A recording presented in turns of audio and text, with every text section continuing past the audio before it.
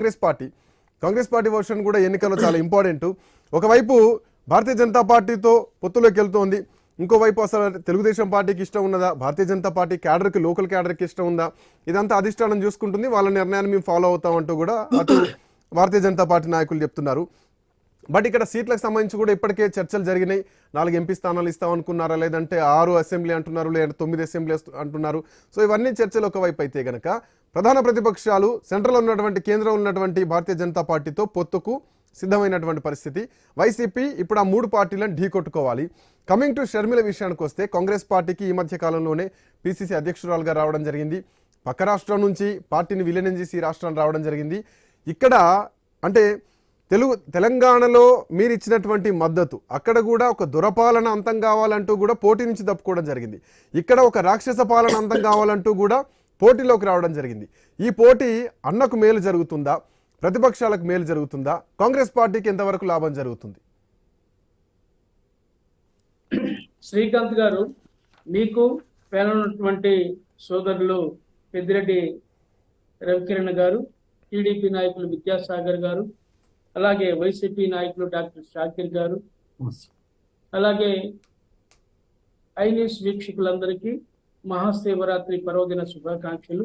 మహిళామతలందరికీ కూడా మహిళా దినోత్సవ శుభాకాంక్షలు తెలియజేస్తాను.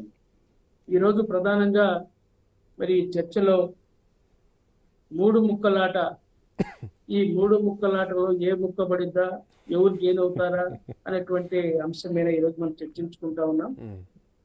ప్రధానంగా మనం చూసినట్లయితే బీజేపీ, జనసేన, టీడీపీ పొత్తు అనేది మన గత కొంతకాలంగా మాట్లాడుకున్నటువంటి అంశం. ఇది అనివార్యమని కూడా భావించాం. అయితే ముఖ్యంగా ఈ రాష్ట్రంలో ప్రధాని నరేంద్ర మోడీ గారు ఒక ట్రయాంగిల్ లవ్ స్టోరీ నడిపారు.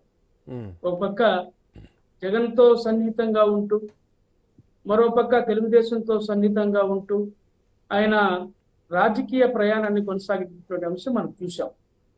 అయితే సోదరులు రవికిరణ్ గారు, సోదరులు షాకిర్ గారు మాట్లాడుతూ వాళ్ళిద్దరు కలిసి ప్రయాణం చేశారు కాబట్టి ఆయన కొంచెం ఇబ్బందికరంగా మాట్లాడాడు. ఎందుకంటే కనిపిస్తా ఉంది ఈరోజు తెలుగుదేశం విద్యాసాగర్ గారు మొన్నటిదాకా బీజేపీని అనేక పర్యాయాలు మరి గట్టిగా టీడీపీ నాయకులు విమర్శించినటువంటి సందర్భాలు మనం చూసాం. పొత్తు నుంచి కూడా బయటకు వచ్చి మరి కాంగ్రెస్ పార్టీతో కలిసి ప్రయాణించినటువంటి సంఘటనలు మనం చూసాం. అయితే విచిత్రమైనటువంటి విషయం ఏంటంటే శ్రీకాంత్ గారు, ఈ రాష్ట్రంలో బీజేపీకి ఓట్లు లేవు, సీట్లు లేవు, కానీ మోడీని చూస్తే మాత్రం ఈ 3 పార్టీలు భయపడతా ఉన్నాయి.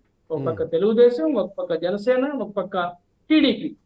ఈ 3 ప్రధాన ప్రాంతీయ పార్టీలు ఈరోజు మోడీ పేరు చెప్తే మరి దడుచుకున్నటువంటి పరిస్థితి, 102 జ్వరం వస్తా ఉంది. ఎందుకో నాకు అర్థం కాదు. ఎందుకంటారు? కారణం ఏమంటారు?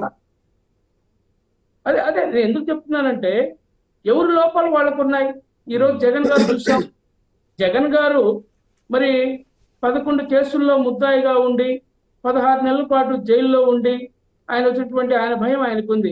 ఎక్కడ ఈడీ కేసులు, ఎన్ని మరి కేసులు మళ్ళీ చుట్టుకుంటాయో, జైలుకి ఎక్కడ వెళ్ళాల్సిన భయం ఆయనది.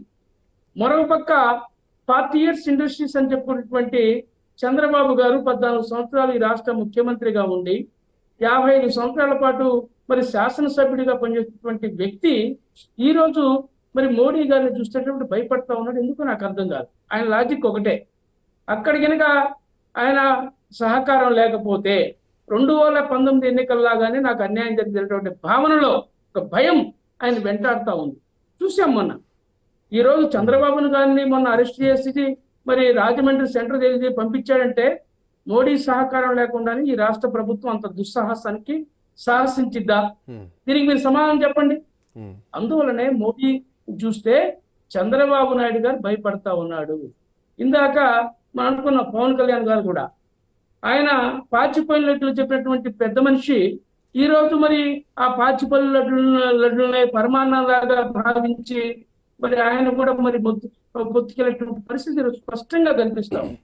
నేను ఒకటే కోరుతా ఉన్న ఈ ప్రాంతీయ పార్టీ 3 పార్టీలని ప్రత్యేక హోదా ఇస్తామని చెప్పి మరి వెంకటేశ్వర స్వామి సాక్షిగా, వెంకన్న సాక్షిగా ఆయన పాదాల చెంత తిరుపతిలో చెప్పినటువంటి పెద్ద మనిషి మోడీ గారు మరి ఇప్పటి వరకు ప్రత్యేక హోదా గురించి మాట్లాడాల. మరి ఆయనకి ఏ విధంగా మద్దతు ఇస్తున్నాయి ఈ రెండు పార్టీలు? అలాగే పోలవరం ప్రాజెక్ట్, విభజన హామీల అమలు, ప్రత్యేక హోదా విషయంలో ఇలాంటివి చెప్పుకుంటా పోతే ప్రత్యేక రైల్వే హోదా జోన్. విషయంలో ఏమండి, కాంగ్రెస్ ఒకటి పార్టీ శ్రీకాంత్ గారు. అంటే ప్రత్యేక హోదా విషయంలో కాంగ్రెస్